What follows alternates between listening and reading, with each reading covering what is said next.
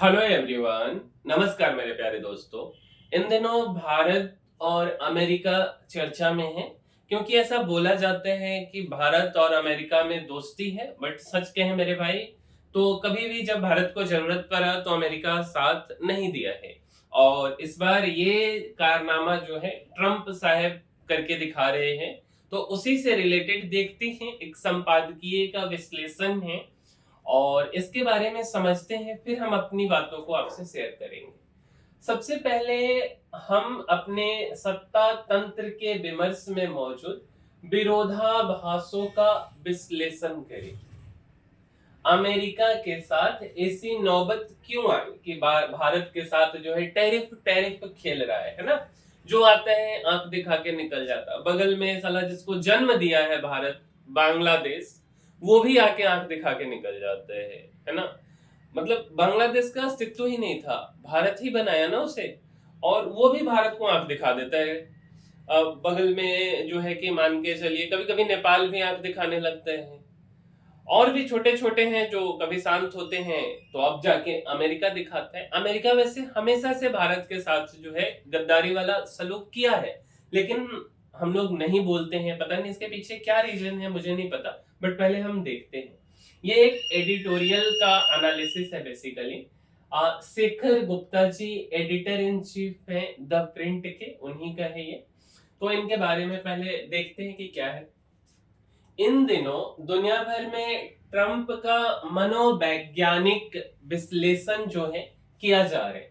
हम भी इसमें अपनी तरफ से योगदान दे रहे, लेकिन सोशल मीडिया वाले ट्रंपियन कूटनीति से रक्षा करने के लिए सबसे पहले हमें अपने सत्ता तंत्र के अंदर के विमर्श में जो विरोधाभास है उनका विश्लेषण करना होगा। आप 2014 से शुरू कर सकते हैं।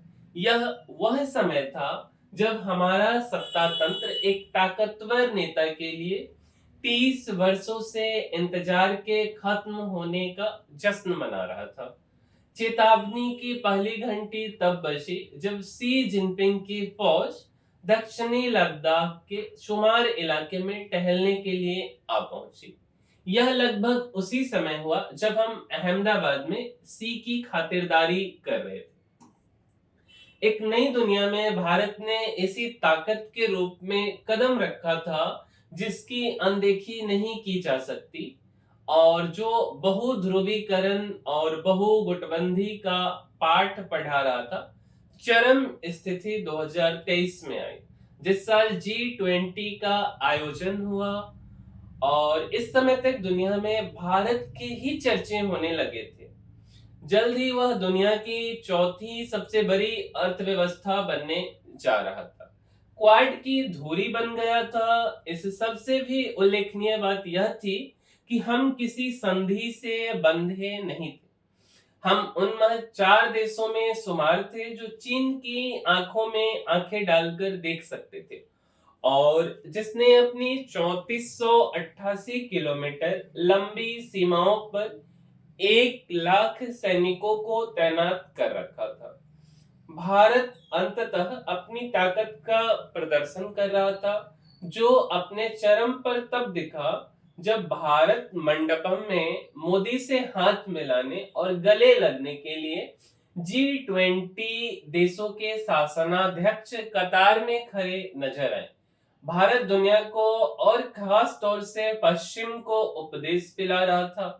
यह सब मिलकर सत्ता तंत्र के विरोधाभास के दो ध्रुवों का पहला ध्रुव बनाता है। दूसरा ध्रुव तब उभरता है जब G20 शिखर सम्मेलन में अमेरिका, कनाडा और दबे रूप से ब्रिटेन के साथ रिश्ते में खटास उभरती है। निज्जर पन्नू मसले की छाया उभरी, लेकिन ट्रूडो के कनाडा को छोड़ किसी ने कोई हंगामा नहीं खड़ा किया। पहला झटका तब लगा जब तत्कालीन अमेरिकी राजदूत एरिक गारसेटी ने घोषणा की कि बाइडेन को नई दिल्ली में जनवरी में होने वाले क्वाड शिखर सम्मेलन के लिए आमंत्रित किया गया है, और गणतंत्र दिवस की परेड में मुख्य अतिथि बनने का भी न्योता दिया गया है। उन्होंने इसे रद्द कर दिया। तो फ्रांस के राष्ट्रपति ने हमें शर्मिंदगी से बचा लिया। इस समय तक हमारा विरोधाभास उभर आया था और उसमें वृद्धि हो रही थी। एक दशक तक यही धारणा बनी रही कि पश्चिमी खेमा भारत को एक महत्वपूर्ण रणनीतिक सहयोगी मानता है। चीन के साथ उत्तर पश्चिमी और पूर्वी सेक्टरों में तनाव के दौरान अमेरिकी मदद की खामोश स्वीकृति भी उभरी। अपनी ताकत को फिर से याद किया जाने लगा।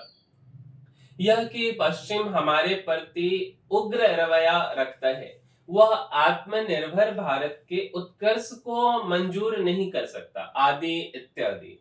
एक दशक तक तो हम खुद को पश्चिमी का अपरिहार्य, अनिवार्य, स्वाभाविक सहयोगी मानकर खुश होते रहे, लेकिन अब उसके प्रति इंदिरा युग वाली चिढ़ उभरने लगी थी। रूस से तेल की खरीद को चुपचाप एक स्वाभाविक प्रक्रिया प्रतिबंध के तहत निर्धारित कीमत पर व्यवहारिक खरीद मान लेने की जगह इसे अपनी रणनीतिक स्वायत्तता के प्रमाण के रूप में उछाला गया। पिछले साल लगभग इसी समय पीड़ित होने का भाव इससे पहले के जोश पर हावी होने लगा था।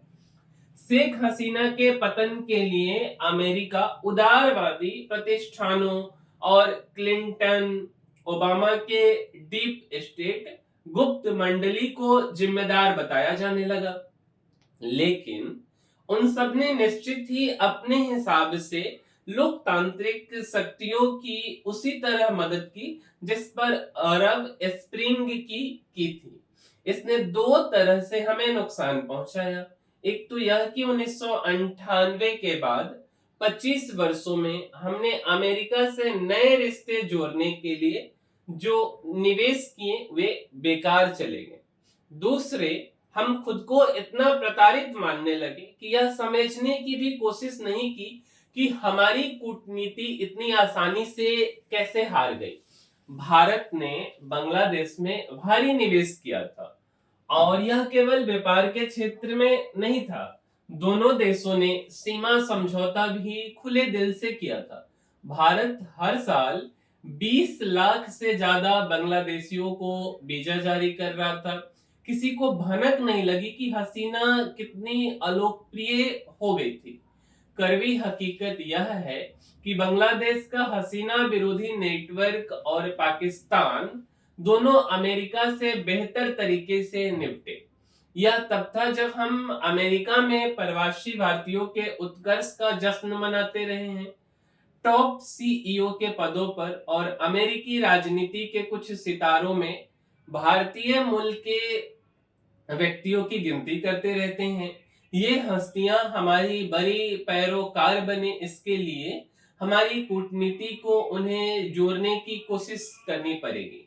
हमें लगता है कि हर कोई हमारे खिलाफ है, लेकिन आप कहते हैं कि कोई बात नहीं, हम अकेले ही लड़ेंगे। हमारे विरोधाभास का दूसरा पहलू है।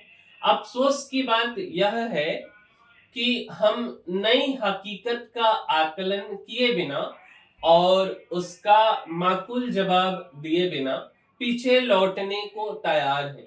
संसद में हुई बहस ने साफ कर दिया कि हम अभी भी शीत युद्ध वाले नारों में उलझे हैं।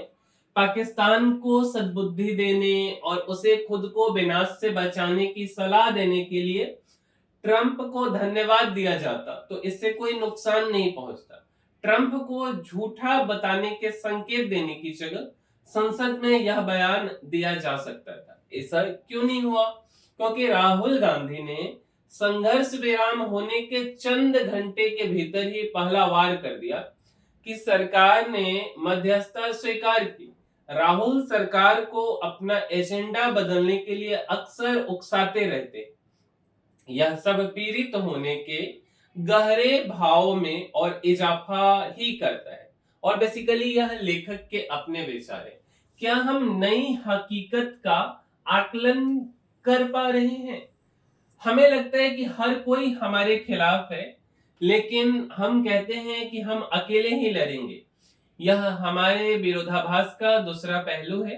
अफसोस की बात यह है कि हम नई हकीकत का आकलन किए बिना और उसका मकूल जवाब दिए बिना पीछे लौटने को तैयार है। मेरे भाई, अभी तक का आप देखोगे ये चीजें जो हाल फिलहाल में घटना हो रही है कि बांग्लादेश में जो है ना, शेख हसीना सत्ता से बाहर हो जाती है। और यार, आप ना 10th क्लास का एक सिविक्स का बुक है, ठीक है, उसमें एग्जैक्ट चैप्टर तो मुझे याद नहीं है, 5-6 चैप्टर ही हैं ओवरऑल, या 8 होंगे, जो भी हैं एग्जैक्ट मुझे ध्यान में नहीं है। उसमें ना चैप्टर के लास्ट में एक बड़ा ही अच्छा चीज लिखा हुआ है, और उसमें अभी जो मोहम्मद यूनुस हैं वहां के जो कि मुख्य व्यक्ति, प्रधानमंत्री या राष्ट्रपति जो भी हैं, ये इनके बारे में पहले से कोट किया गया हुआ है कि क्या ये एक्चुअल में बांग्लादेश में जो है कि एक्चुअल में सत्ता परिवर्तन बांग्लादेश का अच्छा करना चाहते हैं कि अमेरिका के द्वारा ट्रांसप्लांटेड व्यक्ति हैं। और इस बात वहां एक क्वेश्चन पूछा गया कि क्या ऐसा हो सकता है कि आने वाले समय में ये अमेरिका ट्रांसप्लांटेड व्यक्ति जो है पूरे चीज को बदल दे। हुआ ऐसा ही कि मोहम्मद यूनुस की सरकार बन गई, और ये एक आंदोलन से नहीं हो सकता था, ये कहीं ना कहीं काफी सारे लोगों का सहयोग रहा, और सबसे मुख्य सहयोगी जो इसमें बन करके आया वो अमेरिका आया। बांग्लादेश जिसे भारत ने ही जन्म दिया है एक तरह से, ठीक है, और वही बांग्लादेश शेख हसीना के सत्ता हटने के बाद में भारत को आंख दिखाना शुरू कर देता है। तो जबकि भारत काफी निवेश किए हुआ है बांग्लादेश में, काफी चीजें, तो भारत इन चीजों का आकलन कैसे नहीं कर पाया, पहली बात ये। दूसरी बात कि हम लोग ढोल पीटते रहते हैं कि अमेरिकन कंपनी में टॉप सीईओ इंडियन है, हाँ ये सच है, लेकिन जब से ये ट्रंप आए, डिपोर्टेशन के समय हमने कुछ नहीं बोला, जंजीर बांध करके भेज दी। देखो, किसी भी देश में घुसपैठ की तरह घुसना गलत बात है, लेकिन उसको इस तरीके से डिपोर्ट करना तो उससे भी गलत बात है ना। ये तो मानवाधिकार का उल्लंघन भी है एक तरह से, कि किसी को हम ऐसे ठेल ठाल के भगा रहे, बाई इज्जत वो भी नागरिक है, उन्हें भी जाने का हक है। तीसरा, वो देश जो खुद तो रसिया से व्यापार करता है लेकिन भारत पे सैंक्शन लगाएगा, हेवी इंपोर्ट ड्यूटी लगाएगा, मतलब, लेकिन इन सब के पीछे पता है आपको वजह क्या है? कि जो महाराणा प्रताप का समय था ना, वो स्वाभिमानी व्यक्ति थे, खुल के आवाज उठाना। देखो, जो हुआ वो तो हम लोग भी जानते हैं, उनका कुछ बर्बाद हो गया, लेकिन कभी कभी ना हमें सिर्फ चुप ना रह करके कभी कभी बोलना भी पड़ता है। छोटा छोटा देश भी बोल देता है। भारत अपनी बहुत सी मजबूरियों के कारण नहीं बोलते, लेकिन ये तभी तक हो सकता है जब तक कि सहने की क्षमता हो। जिस दिन सहने की क्षमता खत्म हो जाए, जो अब लगता है कि शायद खत्म होने का समय आ गया है, तो बोलना पड़ेगा।